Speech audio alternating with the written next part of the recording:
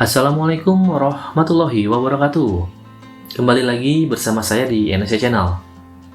Di video kali ini kita akan membahas materi yaitu DOS Protection pada FortiGate. Jadi teman-teman di sini ya, teman-teman bisa mengaktifkan fitur DOS Policy pada FortiGate untuk memblok atau memonitor serangan DDoS dari luar. Misalkan di sini ada DOS attack dari public, itu teman-teman bisa mengaktifkan yang namanya DOS Policy pada FortiGate untuk memblok si DOS-nya ini. Kita lanjut masuk ke FortiGate ya teman-teman ya. Baik, untuk di sini untuk DOS Policy, teman-teman bisa cek di Policy and Object ya. Nanti ada di sini namanya IPv4 DOS Policy.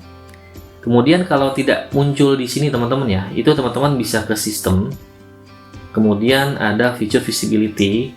Nah, nanti ada di sini DOS Policy teman-teman ya.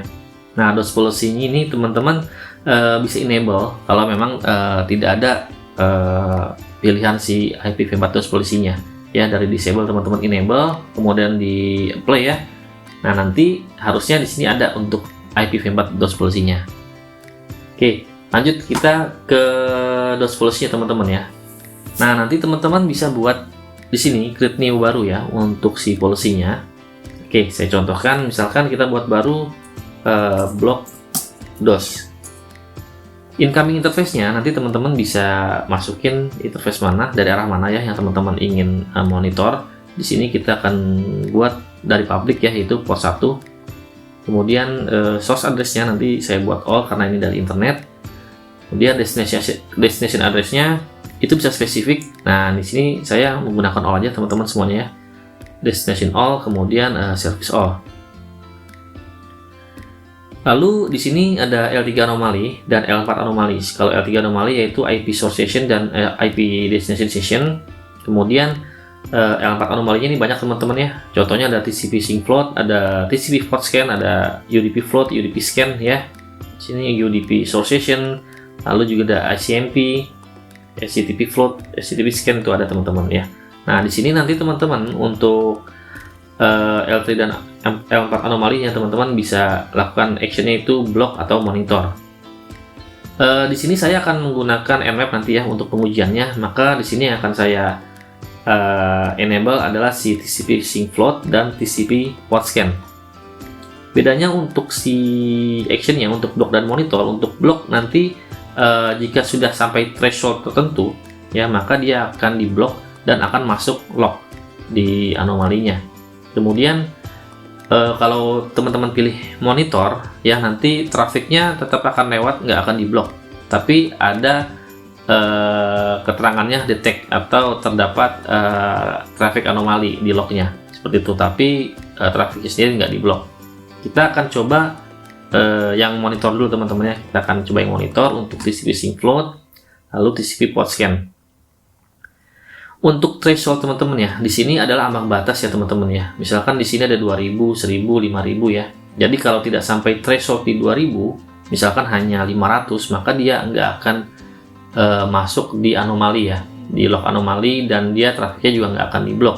Kecuali sudah sampai threshold tertentu yang teman-teman buat, nah itu baru akan diblok dan akan ke capture di log anomalinya. Untuk dari rekomendasi FortiGate-nya, nih sini teman-teman bisa cek ya. Saya ada DOS Protection dari Doc40net-nya. Nah, ini recommended threshold-nya teman-teman yang untuk TCP sync float ya, ataupun TCP port scan misalkan 1000 paket per second. Lalu TCP sync float-nya ada 2000 paket per second. Lalu untuk TCP source session dan TCP destination session itu bisa 5000 concurrent session seperti ini. UDP float bisa 2000 paket per second. Nah, ini tergantung teman-teman sih untuk membuat thresholdnya seperti apa, tapi ini adalah rekomendasi dari FortiGate-nya. Baik, karena di sini saya simulasi teman-teman ya, maka saya thresholdnya saya akan turunkan agar dia masuk nanti di log anomalinya.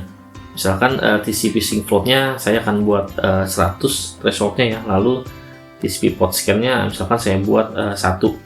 Nah, kita oke teman-teman di sini.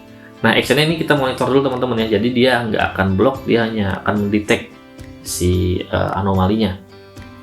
Oke, lanjut kita saya akan buat akan membuka Nmap ya untuk kita tes ya.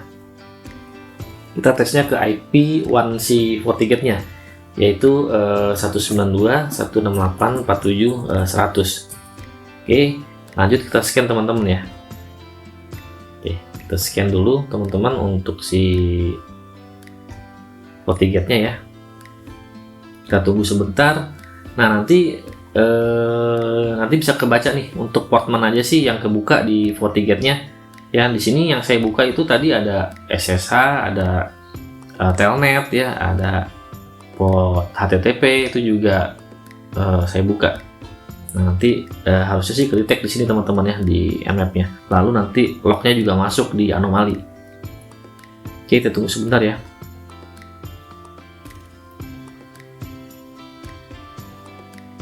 Kita tunggu sebentar sampai si Nmap-nya ini selesai men-scan. Nah, ini sepertinya sudah selesai. Nah, yang warna hijau ini ya teman-teman ya, ini yang ke apa ya, ke detect ya. Ini yang open nih SSH port 22, lalu ada Telnet ya port 23, lalu port 80, port 443 ini open. Atau teman-teman bisa cek juga di port and host ya. Nah, yang hijau ini open teman-teman ya untuk portnya. Baik, kita coba cek sekarang untuk lognya teman-teman ya. Kita cek untuk lognya, kita reload dulu FortiGate-nya. Untuk lognya teman-teman bisa pilih di sini itu di log and report ya, di log and report nanti pilih yang anomali. Nah, ini ada anomali teman-teman ya. Teman-teman bisa klik anomali. Nah, di sini terlihat ada attack name-nya ya. Ada oke, dari sini dulu ya, dari source IP-nya, severity-nya, action-nya, ini count-nya, lalu ini attack name-nya. Di sini ada port scan dan TCP sync float. Ini count-nya ya, teman-teman ya. Nah, action-nya ini detect teman-teman ya. Jadi detect itu dia hanya mendetek, tidak memblok, hanya memberitahu wah ini ada anomali dari si source IP sekian. Nah, untuk detailnya bisa teman-teman cek di sini ya. Nah, ini source IP-nya, source port-nya ya, kemudian source interface-nya ya, one public, lalu destinasinya si IP 100 nih, IP FortiGate-nya, port-nya 80. Nah ya. Nah, action-nya detect teman-teman ya. Action-nya detect, policy ID-nya yang tadi kita buat block DOS, policy type-nya DOS IPv4, ini security-nya critical teman-teman ya, karena threat level-nya tinggi ya di sini ya. Nah, seperti ini teman-teman ya kurang lebih ya. Di sini hanya melakukan action detect, tidak memblok si grafiknya seperti itu. Nah, kita akan rubah teman-teman ya sekarang menjadi blok. Oke, kita kembali ke IP versi 14 policy-nya. Nah, di sini kita edit lagi teman-teman ya. Untuk TCP sync float-nya kita blok sekarang, lalu TCP port scan-nya kita blok. Kemudian kita oke. Kemudian kita scan lagi ya menggunakan si Nmap-nya. Kita scan. Oke, tunggu sebentar teman-teman ya. Nanti harusnya action-nya udah nggak detect lagi teman-teman ya di si log anomalinya.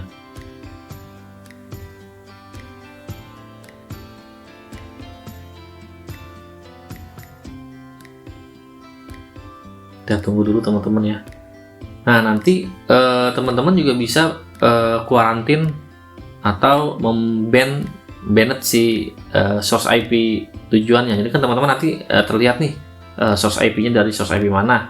Nah, itu teman-teman bisa kuarantin atau ban IP itu temporary atau permanen. Nanti kita coba akan jelaskan juga teman-teman ya. Oke, nah ini udah teman-teman ya udah selesai.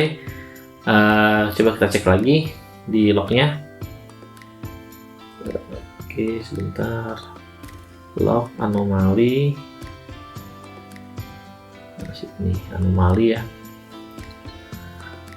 Nah, ini teman-teman yang ke-detect teman-teman ya. Jadi di sini actionnya ini berubah dari detect ke clear session. Nah, clear session ini sama aja dengan di blocking teman-teman ya. Ini ada TCP port scan, ada TCP sync float ya. Kita cek di sini. Nah, ya teman-teman ini actionnya clear session ya. Clear session, jadi nggak detect, hanya dia juga memblok atau clear session seperti ini. Oke. Nah, di sini teman-teman ya, untuk teman-teman kalau ingin mengkuarantin source IP-nya, misalkan source IP-nya ini teman-teman ya, 192.168.47.1. Nah, nanti teman-teman bisa kuarantinnya itu nggak bisa lewat si IP v4 DOS policy-nya teman-teman, harus melalui command line ya. Kita lewat command line ya. Oke, coba ya teman-teman, config firewall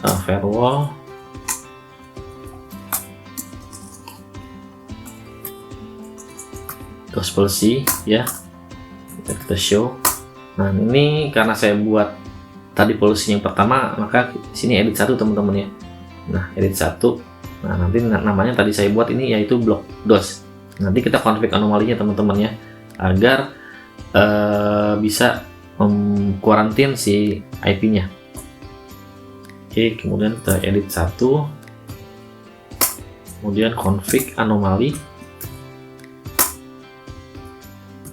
edit TCP sync float ya, TCP sync float, kemudian set quarantine.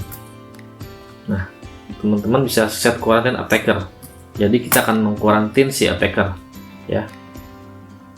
Kemudian set quarantine lock. Nah, quarantine lock enable. Jadi nanti lock quarantine-nya kita enable. Kemudian bisa, nah teman-teman bisa buat set quarantine di sini ya. Sebentar, set quarantine expiry. Nah, expiry ini kalau teman-teman aktifkan ya, itu ada durasinya. Misalkan teman-teman buat durasinya 5 hari ya, kita buat 5 day ya, kemudian 1 hour 0 menit. Nah, misalkan nanti setelah lewat waktu ini dia akan nggak dikarantin lagi IP-nya. Tapi kalau teman-teman nggak pakai quarantine ya, nggak pakai expire, nanti dia akan permanen teman-teman. Nah, misalkan seperti ini teman-teman ya. N. Oke, nanti teman-teman juga bisa cek di sini nih, di dashboard ya, itu ada sih sebenarnya buat ngecek apa aja sih yang dikarantin. Misalkan di sini, bentar teman-teman, saya lupa nih. Nah, quarantine monitor ya, sorry, di sini ya quarantine monitor, nanti akan muncul di sini teman-teman kalau ada yang quarantine. Nah, ini seperti ini teman-teman ya. Nih kita dilihat dulu. Ini yang kemarin percobaan saya sebelumnya, kita dilihat dulu. Nah, harusnya nanti kita muncul di sini nih. Oke, kita coba scan sekali lagi teman-teman ya, di sini ya. Nah, kita scan kembali si FortiGate-nya, IP 192.168.47.100-nya. Nanti kita akan cek lognya lagi.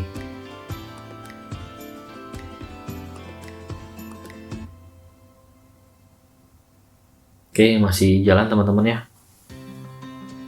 Nanti kalau udah di ban permanen ya, dia nggak akan attack lagi melalui si IP itu teman-teman.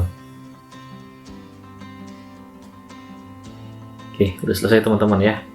Kita cek lagi di log and report ya, di anomali. Nah, ini masuk lagi teman-teman ya, TCP port scan, TCP sync float ya. Nah, kita cek yang tadi quarantine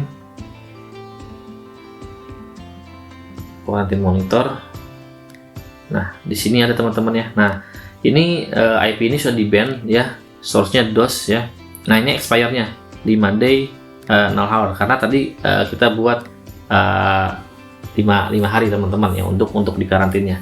Seperti ini teman-teman. Jadi untuk konfigurasi DOS policy-nya seperti itu. Jadi teman-teman tinggal sesuaikan aja kebutuhannya mau seperti apa, thresholdnya ataupun apa aja yang mau teman-teman enable di sini ya. Misalkan teman-teman mau buat UDP scan-nya, itu juga bisa nanti ya. Nanti teman-teman tinggal atur thresholdnya sesuai dengan yang teman-teman mau ya, thresholdnya berapa yang mau teman-teman atur. Tapi kalau dari si FortiGate-nya itu ada ya di doc FortiGate-nya ini untuk rekomendasi untuk threshold-nya. Baik, oke teman-teman, di sini untuk penjelasan dari DOS protection-nya sampai sini saja. Semoga bermanfaat ya untuk teman-teman semua.